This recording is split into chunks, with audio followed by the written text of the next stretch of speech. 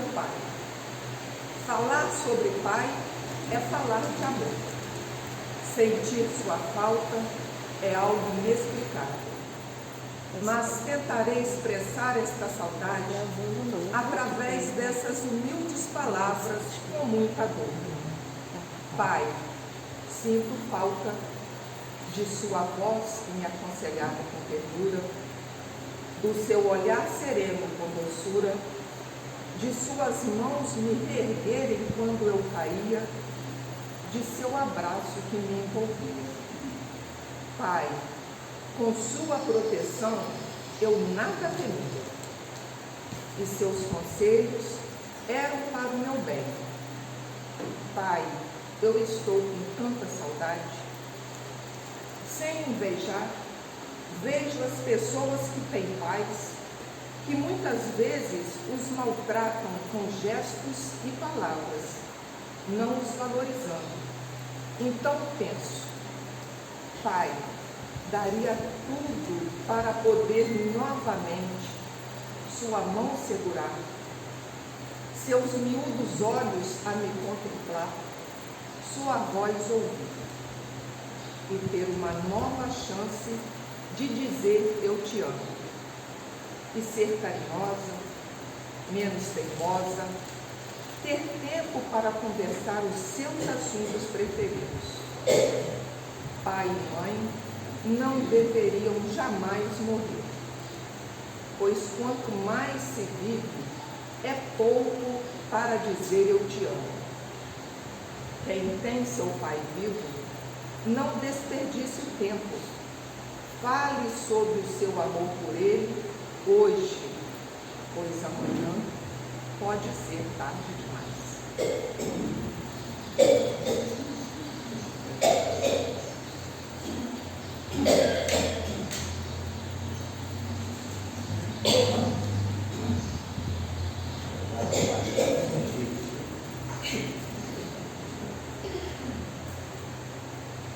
Pai,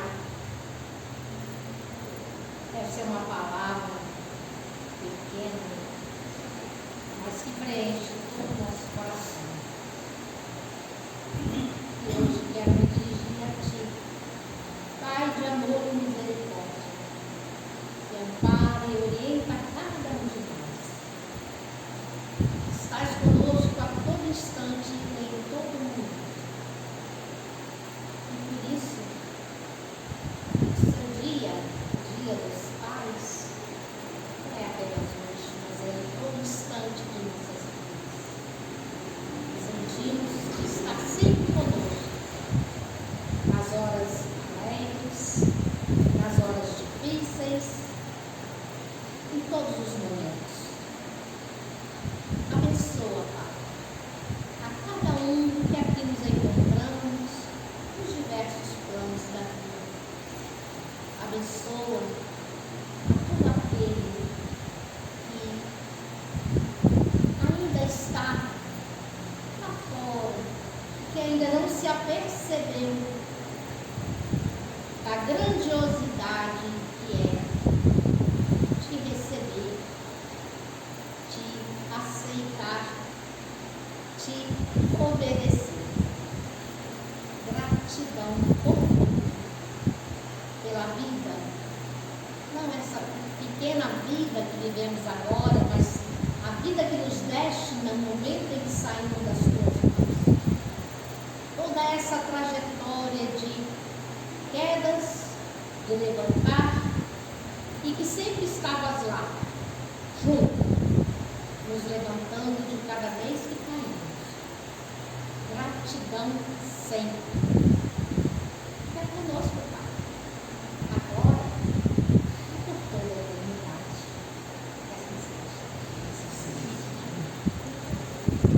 Bom, nós temos hoje o nosso companheiro Léo, bem de ter feliz, gosta de na atividade, esteja à vontade aqui, nos trazendo a sua palavra inspirada.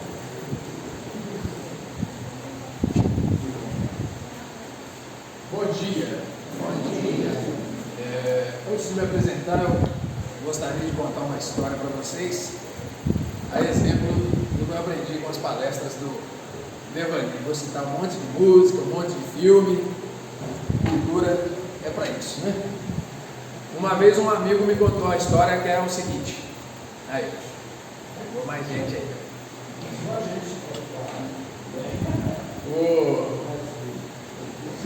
Um amigo meu, ele falou que o padre,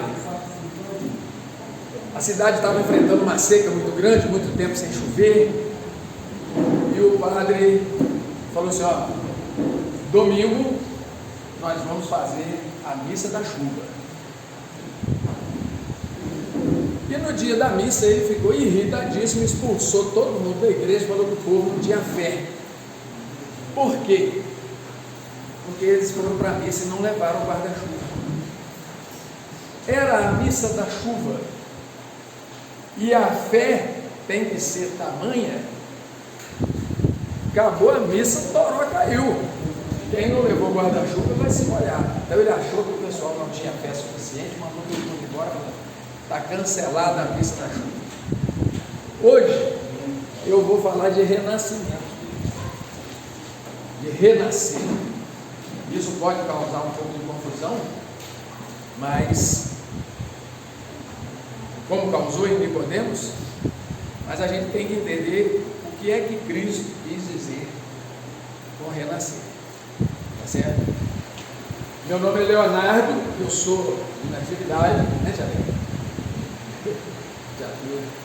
Eu sou de Natividade, nasci e criado lá, rodei o mundo aí, e acabei caindo em Minas Gerais, que era um sonho antigo, eu tinha vontade de morar lá em Minas, e aí Papai do Céu arrumou um jeito de eu passar no concurso na Espera Feliz, e eu moro lá desde 2015.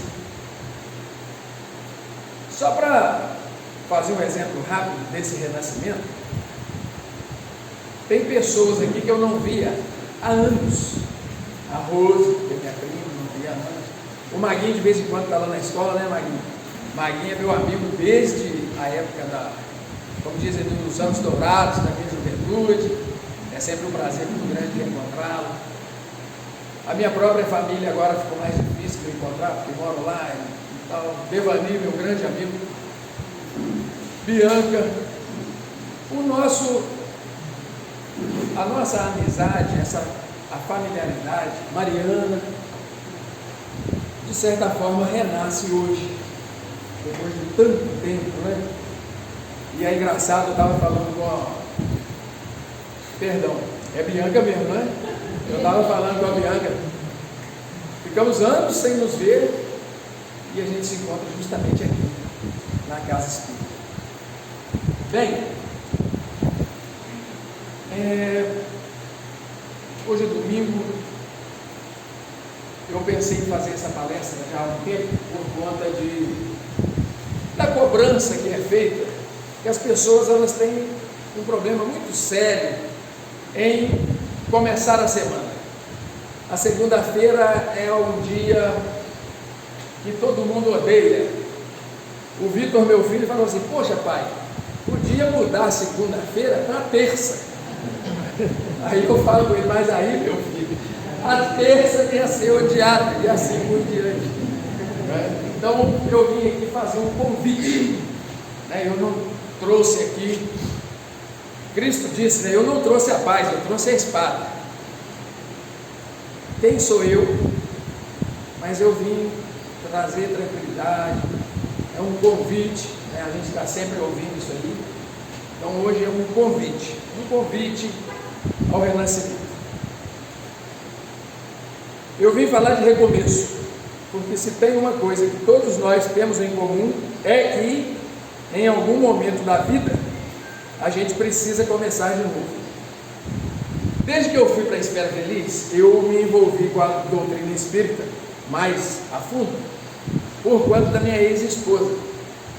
Ela ia ao centro, eu comecei a frequentar o centro com ela, e lá eu fiz amizades, e resolvi seguir.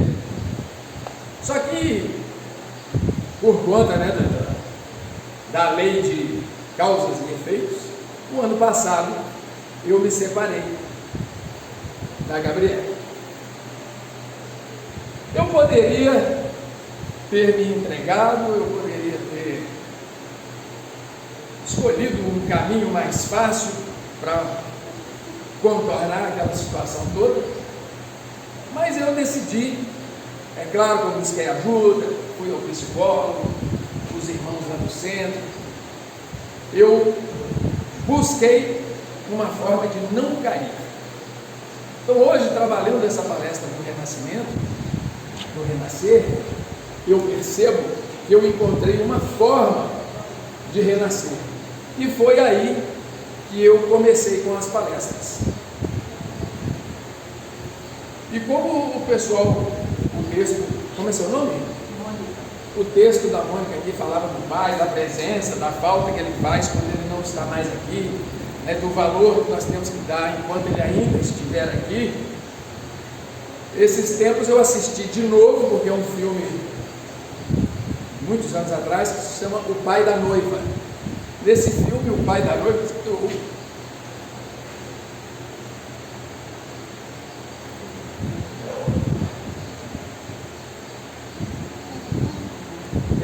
O Pai da Noiva,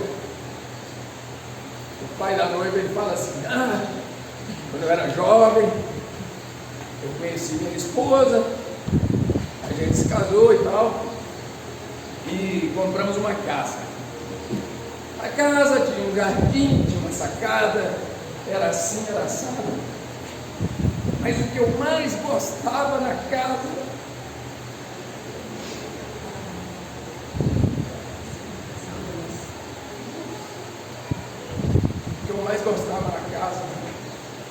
eram as vozes que eu ouvia, né, quando eu passava pela porta.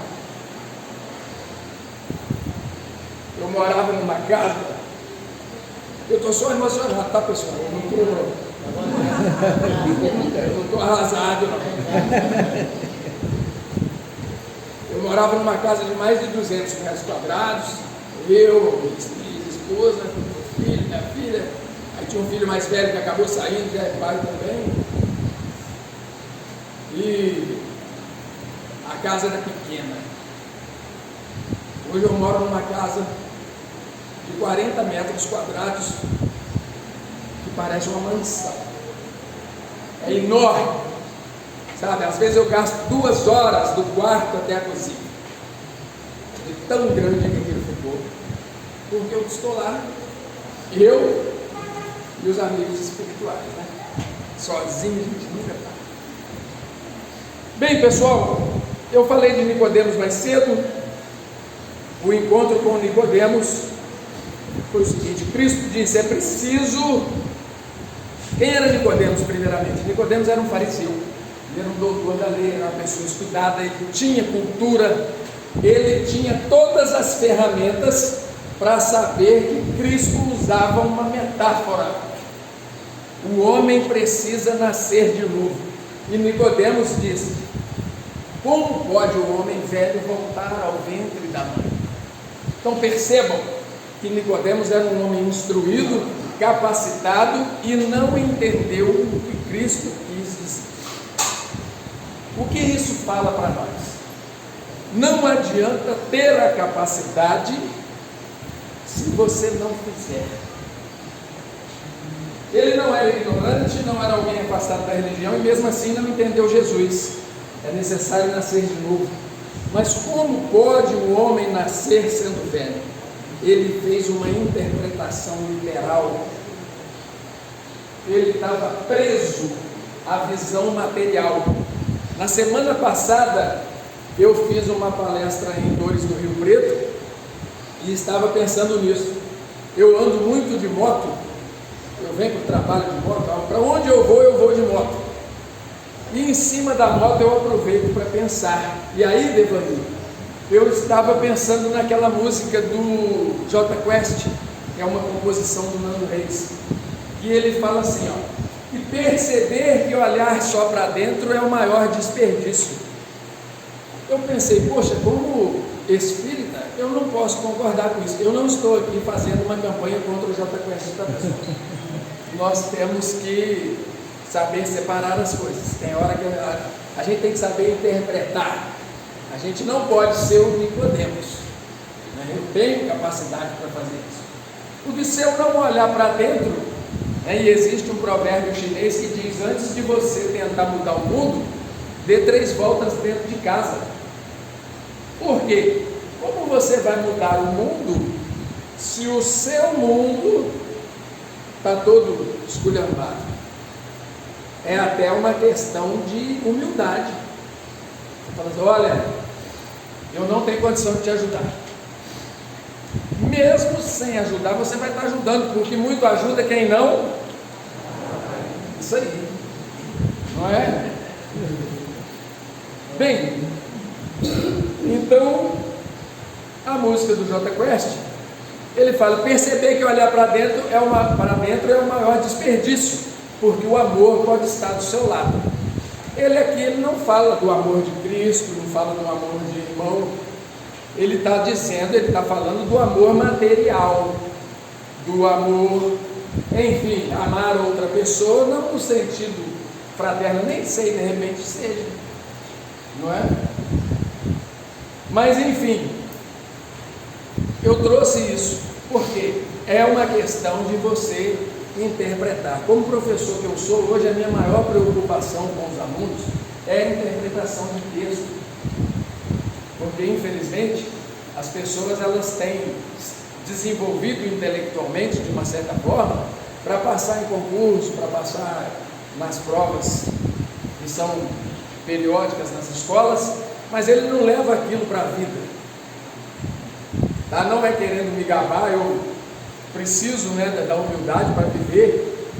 E aí eu cito o Chico Buarque: eu não quero a vaidade, afasta de mim esse cálice, certo? Mas eu lembro das coisas que eu aprendi na primeira série, na segunda. Eu dou aula de português, eu dou aula de inglês. O que o meu aluno precisar, eu ensino, porque eu aprendi, eu interpretei, eu guardei, eu levei. Eu morro de preocupação com os meus alunos. E eu espero que eles também se preocupem comigo, né? Porque nos dias de hoje. Mas enfim. Então a gente precisa renascer. Eu era o Léo Bilu do rock and roll. Hoje eu renasci como palestrante espírita. Eu não abandonei o rock and roll totalmente, mas eu preciso ser coerente com o que eu falo, não é? Bem, a base doutrinária é assim. No Livro dos Espíritos, questão 780, está dizendo assim: o progresso moral nem sempre acompanha o progresso intelectual, que é o que aconteceu com Nicodemos. Ele era muito culto, muito capacitado. Eu não vou nem falar que ele não tinha moral. Mas se nós buscamos o desenvolvimento moral, o desenvolvimento espiritual, nós precisamos estar constantemente fazendo análises pessoais, como se diz, né? Ouvindo a voz da consciência, para que a lei de Deus que está aqui dentro, ela possa falar com você, para que você possa entender o que está dando certo e o que está errado. É como se nós fôssemos uma empresa. Eu sou uma empresa de Deus. O que eu tenho feito para dar lucros a Deus? Eu tenho elevado o valor das ações da minha empresa de Deus? Ou eu tenho contribuído para que o preço das ações caia? Vocês entenderam o exemplo? Então não basta saber, é preciso transformar. E saber não é o mesmo que transformar. Eu sei que fumar faz mal à saúde. Inclusive na nossa doutrina é considerado uma espécie de suicídio. Tem até uma historinha engraçada, né? Que o cara fala com o outro: fumar é morte lenta. Não tem problema, não estou com pressa. Mas a pessoa fuma. Então ele sabe, mas ele não transforma. Eu sei que eu não posso beber refrigerante porque o gás do refrigerante faz mal para o estômago, mas eu adoro refrigerante. Eu sei, mas vou ficar sentindo dor de estômago. No Evangelho segundo o Espiritismo, capítulo 4, ninguém poderá ver o reino de Deus se não nascer de novo. Imagina Nicodemos, com toda a sabedoria, com toda a cultura, com toda a sua capacidade, ele ouviu um negócio desse. Como pode o homem nascer de novo sendo velho? Eu então nunca vou ver o reino de Deus? Justo ele, que era estudado, que trabalhava a palavra. O que Jesus queria dizer? Jesus não falava de corpo, ele falava de consciência. Renascer não é voltar no tempo, é mudar por dentro. E aqui cabe aquela célebre frase atribuída a Chico Xavier que diz: embora ninguém possa voltar atrás e fazer um novo começo, qualquer um pode começar agora e fazer um novo fim. É a transformação. Muitas vezes as pessoas, e aí entra outro ditado: o que não vem pelo amor vem pela dor. Às vezes você pode ver o que está falhando com a outra pessoa e aprender, mas de certa forma é muito mais didático que você aprenda com os próprios erros. Não quer dizer que tem que ser assim, mas quando a gente sente na carne, não tem jeito. Aí entra outras circunstâncias, a vida aparece com um monte de consequências, um monte de coisa, e você pode de repente cair de novo. Mas é como foi dito aqui, e como é dito na igreja evangélica: o cair é de Deus, o cair é do homem, o levantar é de Deus. Esse levantar seria de repente renascer? A gente precisa renascer o tempo todo. Em o Evangelho segundo o Espiritismo, capítulo 4, a necessidade do renascimento espiritual, a evolução através das existências. Nós reencarnamos várias vezes, mas nem sempre renascemos interiormente. Tem um exemplo clássico sobre isso aí, porque as reencarnações, elas seriam oportunidades de nós, e aí sim é renascer de verdade, porque quando você reencarna, você usa o ventre da mãe para voltar.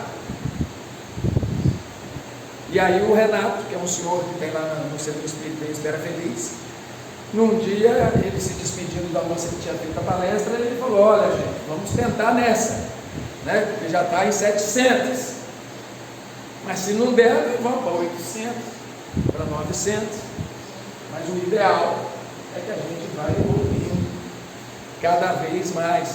A gente vai voltar, mas que seja cada vez melhor. Bem, por que é difícil renascer? Porque o renascer nesse texto aqui, ele é uma metáfora. Vamos trabalhar com metáfora, com parábola. Cristo usava muitas parábolas, né? Hoje em dia ainda é difícil. É isso que eu fico preocupado. Mas ele era Jesus, né? Hoje ainda é difícil a gente entender algumas coisas que ele dizia. Você imagina naquela época. Hoje eu sei, não tem um fariseu ali no Greenville, não tem um gentio lá no centro. Hoje todo mundo é irmão, não é? Então você fala a palavra certa, você une um monte de gente independente de religião, qual time que torce, qual tipo de música que gosta.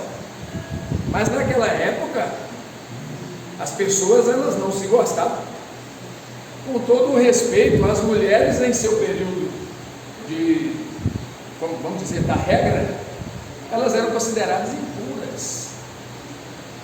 Elas tinham que viver afastadas da sociedade. Então assim, nós evoluímos muito em questões sociais, evoluímos muito em questões espirituais, mas ainda falta bastante. Nós ouvimos, nós pregamos, nós falamos de Cristo o tempo todo, e às vezes nós nos esquecemos que Ele viveu nesse planeta. Como pode eu viver no mesmo planeta que Cristo existiu e eu não me sensibilizar com isso, com a história dele? Eu já comentei às vezes, digamos, suponhamos que Cristo tenha sido a criação de alguém muito inteligente que criou um personagem, e esse personagem é Jesus Cristo. Eu vou adotar esse personagem como a verdade absoluta, fiel e a maior de todas, porque se ele não existiu, mas ele foi um personagem criado, eu quero esse personagem para mim. Eu quero ser igual a esse cara. Tem um livro chamado Operação Cavalo de Troia, que os Estados Unidos desenvolvem a máquina do tempo e eles vão viajar no tempo. Eles escolhem 3 datas. Uma das datas é a Guerra de Secessão nos Estados Unidos, a outra é a Primeira Guerra Mundial e a outra é a Semana da Paixão de Cristo. Fizeram um sorteio, a Semana da Paixão de Cristo foi sorteada. E eles iam enviar cientistas para lá para poder monitorar Cristo durante aquela semana, o martírio pelo qual ele passou, como uma pessoa, como um ser humano iria conseguir suportar aquilo tudo, e mais, eles iam investigar a questão de Deus, de Jesus ser divino, o Filho de Deus. Mas eles não podiam mandar qualquer pessoa, porque se ele manda uma pessoa que já amava Cristo aqui, ia pôr tudo a perder. Então eles pegaram um médico da Marinha dos Estados Unidos e enviaram para lá porque ele era ateu. O que aconteceu? Ele voltou, conheceu Cristo. O que aconteceu? Ele se apaixonou. Cristo virou a luz da vida. A gente sabe o que precisa fazer: dormir mais cedo, ter mais paciência, falar menos, ouvir mais. Mas saber não é fazer. E aí volta lá no Nicodemos, né? Em O Livro dos Espíritos, questão 909, o homem pode vencer suas más inclinações? Sim. Como? Pelo esforço. É sempre o trabalho. Sempre. As grandes empresas, né? Secretaria de Educação de Esfera Feliz, acredito que outros também façam. Todo início de ano, um período, né, diferente, tem as palestras de motivação. Vou botar o meu funcionário motivado para que ele possa produzir e tal. E o próprio funcionário fala assim: poxa, eu não vou perder essa palestra não, porque o cara vai falar uma palavra mágica lá e a minha vida amanhã vai, poxa vida, eu vou arrebentar. Aí chega lá, não, que não sei o que, o cara dá o exemplo da vida dele. A vida dele foi um fracasso total até os 45 do segundo tempo, mas teve uma falta na entrada da área e foi lá na gaveta. Aí a pessoa: e agora fala? Ó, gente, não tem outra saída, hein? O segredo do sucesso é o trabalho. Puxa vida, vim aqui à toa, entendeu? Poxa, não tem um atalho não, gente. É trabalhar. Eu hoje, olha só, mais uma vez, não é para me gabar, afasta de mim esse cálice. Durante a semana, a Gabriela falou assim: Léo, você pode ficar com o filho de sábado, porque eu tenho que levar a Maria no aniversário da amiga dela, e o aniversário vai até tarde. Falei: claro. Eu enfiei dentro da minha cabeça que por causa do meu filho eu largo qualquer coisa para ficar com ele, e eu faço isso mesmo, e não me arrependo não. Meu filho e o resto espera. Aí depois eu falei assim: ih, rapaz, tem a palestra lá de Porciúncula. Tem importância não. Aí expliquei para ela, falei: ó, eu tenho a palestra domingo lá em Porciúncula. Aí ela falou assim: não, então você passa aqui de manhã cedo e deixa ele aqui. Falei: tudo bem. Eu acordei às 6 horas, fui lá na minha horta, fiz uns melhoramentos lá, fiz o café, acordei o Vitor às 7, dei café a ele e tal, levei para a casa da mãe dele, montei na minha moto e vim tranquilo para tomar um simples cafezinho. E a Gracinha falou que ia ter. Eu cheguei aqui, tinha um banquete, né, e eu pude renascer. Eu estava com uma fome danada. Mas é o trabalho, tá? E está tudo bem perceber a dificuldade de caminhar, não é falta de caminho, os caminhos estão aí, todos levam a Roma, mas a dificuldade de caminhar, nós temos uma resistência à mudança. Às vezes você fica com aquele discurso, não, agora vai mudar. Tem o Clóvis de Barros, ele fala que o cara começa na empresa, tem 10 níveis a empresa, ele começou agora, ele está no 10º. Aí o cara, ele chega para o dono da empresa e fala assim, olha, como é que eu faço para subir na empresa? Ele fala assim, ó, vou te dar uma cenoura, você corre atrás da cenoura, pega a cenoura, traz a cenoura aqui para mim. A cenoura seriam as metas, os objetivos das empresas e tal. Você pega essa cenoura, traz aqui para mim.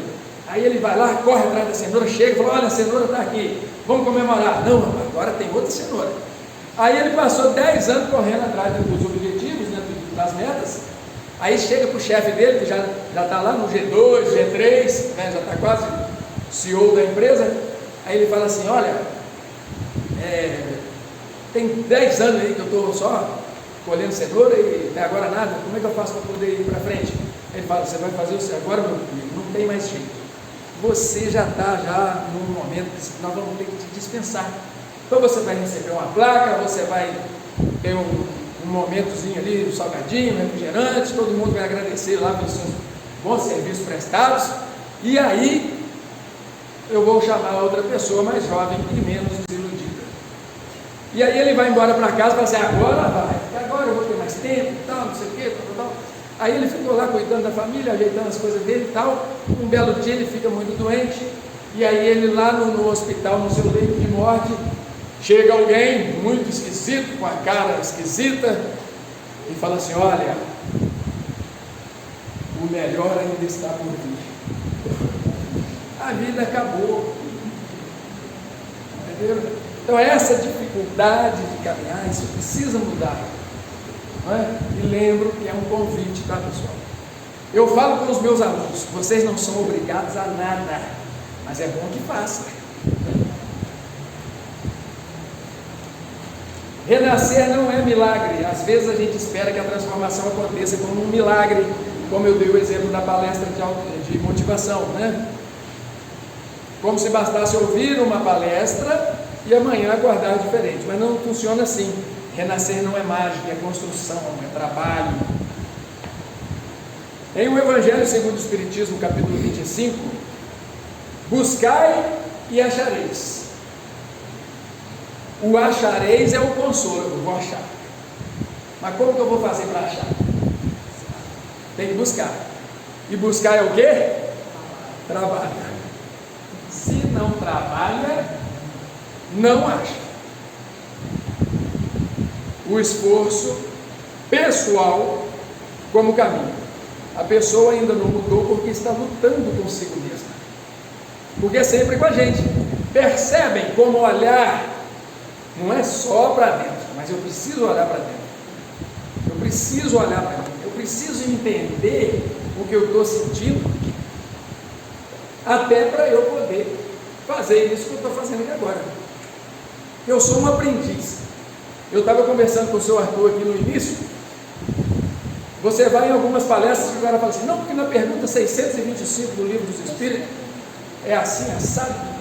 E você presta atenção e fala assim, caramba, cara, que nível de conhecimento, né? E como que é? Aí você vai ver, a pessoa tem 20, 30 anos que está ali. Então é trabalho. O Silas Malafaia uma vez estava reclamando que um pastor chegou para ele e falou assim, eu vou largar a igreja, porque eu dediquei minha vida toda a Jesus Cristo e até hoje nada. Aí ele falou, tem quantos anos que você está no ministério? Tem 5. Se a vida toda dele tem 5 anos, com todo respeito, é vida de inseto. que é curta. Bem, renascer na prática. Mas então, como renascer?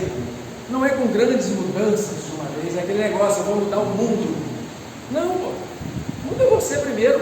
Aí você começa a mudar um monte de mundo. Eu tenho um mundo, o meu filho é autista e tem vários mundos.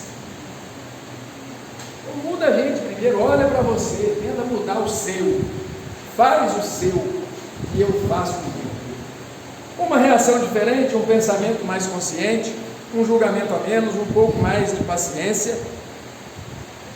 O Vitor, ele vai lá para casa e ele tem um jeito muito peculiar de comer biscoito. Por exemplo, eu pego um biscoito desse normal recheado, é um biscoito pequeno, parece uma hóstia, e já vai diminuindo cada vez mais.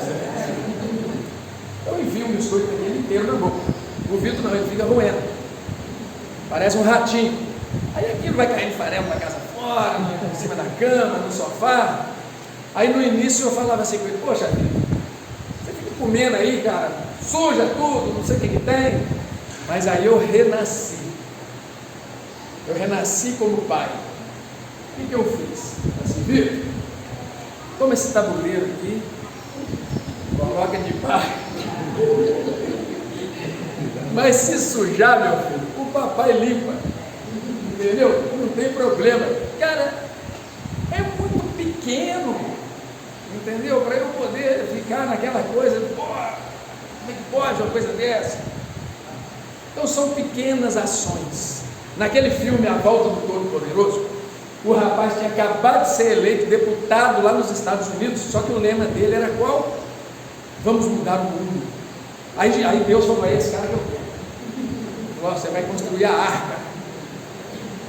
Não é possível, isso não estava nos meus planos. Aí Deus ri dele. Como assim seus planos? Eu que mando aqui, cara. E aí, fala: você tem que construir uma arca. Você está doido? Construir uma arca?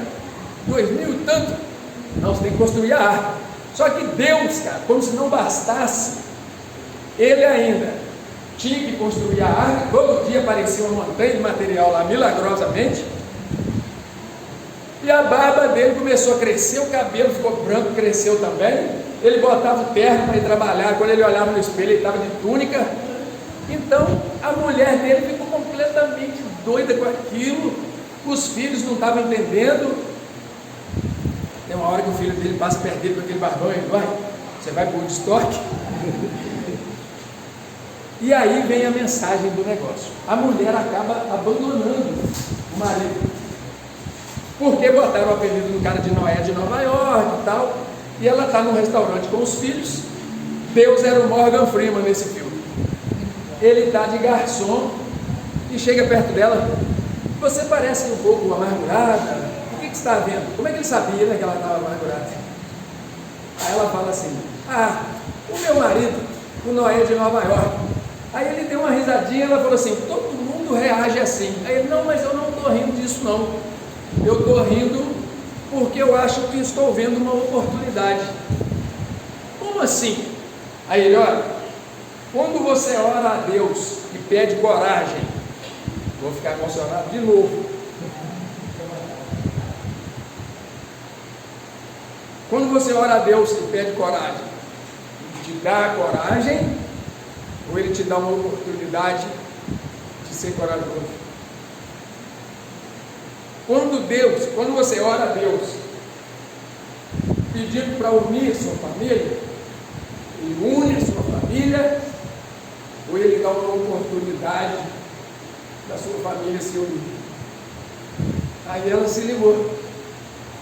Aí voltaram, construíram a arca, tudo certo. Teve um dilúvio, a represa que o cara fez lá, superfaturada, arrebentou. E veio aquele aguaceiro, eles entraram na arca, todo mundo se salvou, graças a Deus. Mas é essa a mensagem, sabe? De você perceber a oportunidade. Opa, eu posso renascer aqui. Renascer toda hora. Cara, uma vez o Silmar Coelho, pastor Silmar Coelho, eu estava no congresso em Itaperuna, fogo do avivamento. Ele deu um exemplo. O cara está dentro da igreja, ele está com o coração quebrantado, nossa, ele chora à toa, nossa senhora. Mas ele sai, a pessoa pisa no pé dele, pronto. É que o homem velho pula para fora. São oportunidades de você renascer. Eu te desculpo, não. Me perdoa. Nossa, essa semana eu vi um negócio incrível. Eles estavam lá falando de amor, não sei o que. O cara falou: posso dar um exemplo? Eu vou usar a química, porque eu sou professor de química. Então, assim, eu acho que o contrário do amor é o egoísmo. Porque no amor você doa, no egoísmo você recebe. Quimicamente falando, toda vez que nós temos algo no limite dentro de uma fórmula, a gente usa o prefixo per, peróxido de não sei o que, permanganato de potássio, e por aí vai. Tudo tem o prefixo per. Ele fala, tudo é o limite. Aí ele fala assim: se no egoísmo você recebe, no amor você doa, o limite do amor você perdoa. Pegou o prefixozinho ali que significa o limite. No limite do amor você perdoa. Lembrando que o maior beneficiado com o perdão é o que perdoa. Bem, renascer então não é viver, não é virar outra pessoa. Renascer é continuar sendo você e escolhendo o melhor. Apareceu a palavra, uma das palavras mais importantes da nossa história aqui hoje, que é a escolha. Muitas vezes as pessoas, principalmente, ou elas estão desiludidas ou são ateias mesmo, porque toda vez que eles querem colocar Deus à prova, eles falam assim: se Deus é tão bom quando vocês falam isso, se Ele é amor, se Ele é isso, se Ele é aquilo, por que Ele permite as atrocidades que acontecem na humanidade? Não sou melhor do que ninguém, mas há um tempo atrás, há bastante tempo, eu entendi que Deus quer que a mudança aconteça dentro de você. Ele fala: olha, cara, você pode fazer o que você quiser, mas se você escolher fazer o bem, eu vou ficar tão satisfeito, eu vou gostar tanto.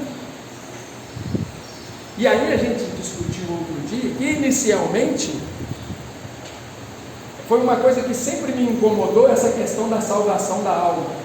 Você acaba fazendo as coisas que você tem que fazer para salvar a sua própria alma, porque de certa forma seria uma espécie de egoísmo, ou você faz isso porque é o certo a ser feito. E aí nós chegamos à conclusão que inicialmente é a vaidade, é o egoísmo que te leva a fazer esse tipo de coisa. Mas com o passar do tempo, se você se mantém firme e tudo mais, você começa a sentir uma sensação muito boa em praticar o bem, em fazer o que tem que ser feito, em fazer certo, porque é o certo a ser feito. E aí você não se preocupa mais se a sua alma vai ser salva ou não. Quando você chega nesse ponto, o que vem depois é lucro, porque você já está salvo.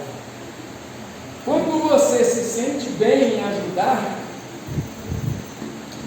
dali para frente, tudo que vier, você não se preocupa mais com você, a sua preocupação é com o outro. Mário Sérgio Cortella fala que uma vida plena, aliás, o Clóvis de Barros também, todos eles falam isso, a vida plena é a vida vivida por outra pessoa, seja o seu cônjuge, seus familiares, seu amigo, pessoas que você não conhece.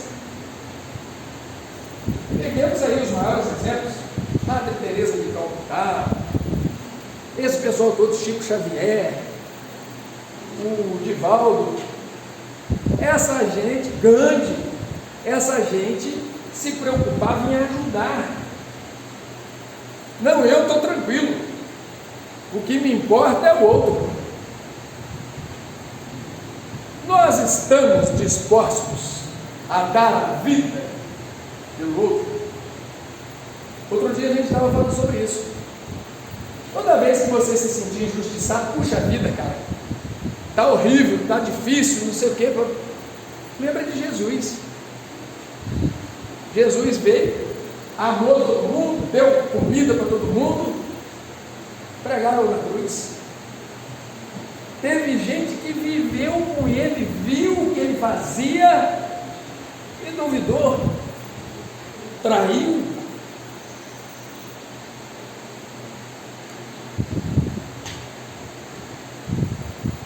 Em o Livro dos Espíritos, questão 843, está assim: o homem tem a liberdade de escolha. Por quê? Se Deus, aquele Deus que é amor, que é tudo, se Ele fizesse tudo por nós, se Ele não deixasse que as coisas que acontecem por aí acontecessem, onde nós buscaríamos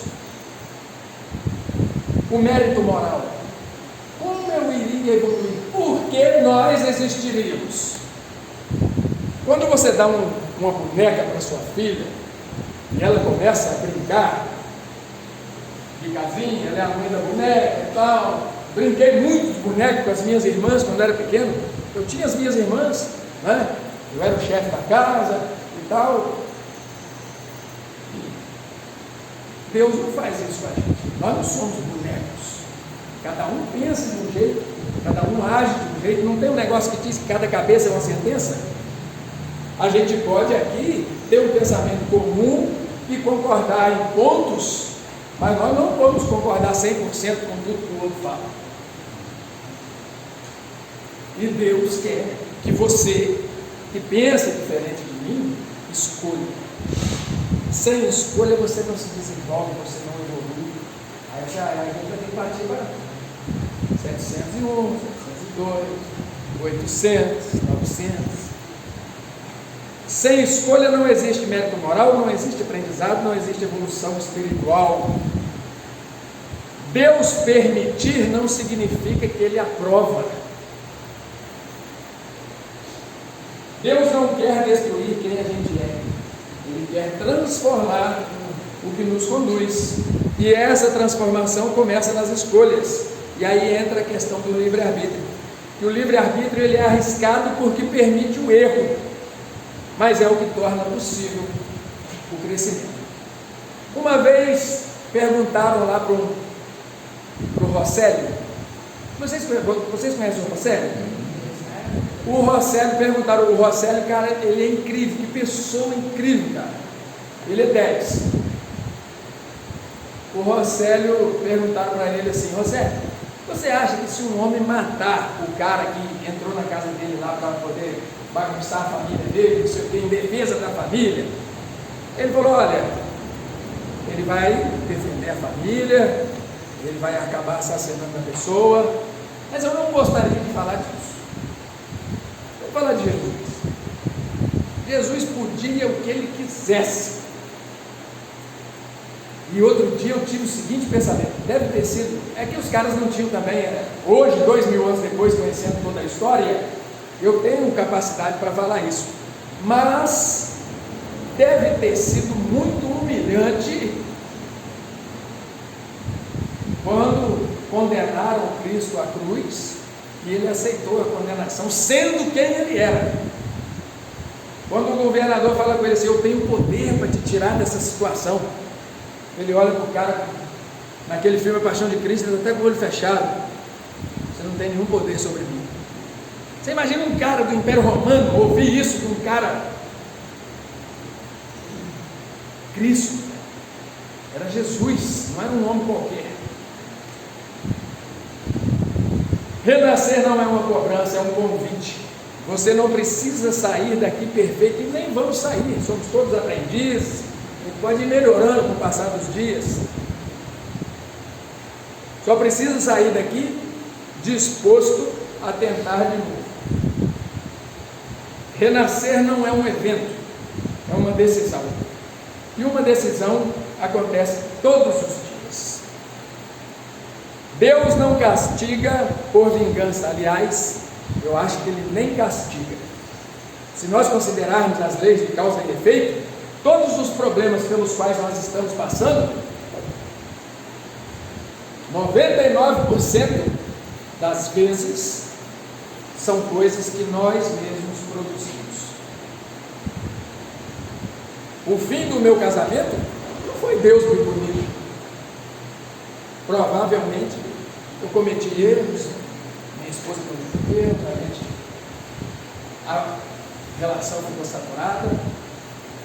E o melhor para todos foi que nós seguíssemos caminhos diferentes. Então o texto diz: Deus não castiga por vingança, não pune por raiva e não desconta no ser humano. O que existe é consequência. Em o Evangelho segundo o Espiritismo, capítulo 5, bem-aventurados os aflitos. A doutrina não vê as aflições humanas como um castigo de um Deus vingativo, mas como consequências das nossas ações. Então, são coisas para a gente levar aí para a semana, para o resto da vida.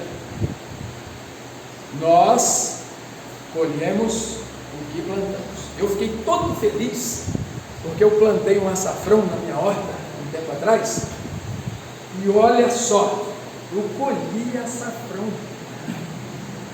Foi mágico. Plantei gengibre, colhi gengibre. Eu só não colhi o maracujá ainda, que as borboletas estão botando ovo, está dando lagarta pra caramba. Eu não estou conseguindo controlar. Mas é isso aí. E toda vez que a gente se sentir injustiçado, faça um exame de consciência. O que aconteceu? Como que chegou nesse ponto? E principalmente, lembre-se do Cristo.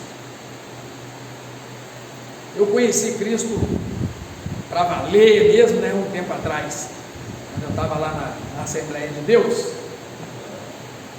E embora não pareça, né, mas eu nunca mais soltei a mão dele. E tem sido muito bom. Eu enxergo, eu consigo perceber